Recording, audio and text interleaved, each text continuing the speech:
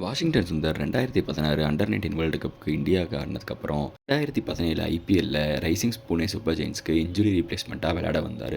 அப்போவே power பிளேயில் bowling போட்ட Washington Sundar 17 வயசில் அவரோட திறமை என்ன அப்படின்னு காமிச்சார். அதுக்கடுத்து நடந்த டிஎன்பிஎல்லும் சரி, தமிழ்நாட்டுக்கும் சரி நல்லா பெர்ஃபார்ம் பண்ணி இந்தியாவுக்கு ஆட சான்ஸ் கிடச்சிது. அந்த காபா டெஸ்ட்டில் ரொம்ப நல்லா பெர்ஃபார்ம் பண்ண வாஷிங்டன் சுந்தர் அதுக்கடுத்து நடந்த இந்தியா இங்கிலாந்து ஹோம் டெஸ்ட் சீரீஸ்லையுமே ரொம்ப நல்லா பண்ணார். 2 இடத்துல செஞ்சுரி அடிக்க வேண்டிய நேரத்தில் நான் ஸ்ட்ரைக்கர்ஸ் யாருமே இல்லாததுனால அவரால் செஞ்சுரி அடிக்க முடியாமல் 85 ரன்லையும் 96 ரன்லையும் நின்றுட்டார். அதுக்கப்புறம் அவருக்கு அடுத்தடுத்து இன்ஜுரி வந்ததுனால இந்தியன் டீமில் அவரோட இடத்த அக்ஸர் பட்டேலுக்கு கொடுத்தாங்க. அக்ஸர் பட்டேல் நல்லா பெர்ஃபார்ம் பண்ணதுனால வாஷிங்டன் சுந்தரால் அதுக்கடுத்து உள்ளே வர முடியல. கௌதம் கம்பீர் கோச்சாக வந்ததுக்கப்புறம் இவரை செமையாக பேக் பண்ணி 3 ஃபார்மேட்லேயுமே இந்தியாவுக்கு விளையாட வச்சார்.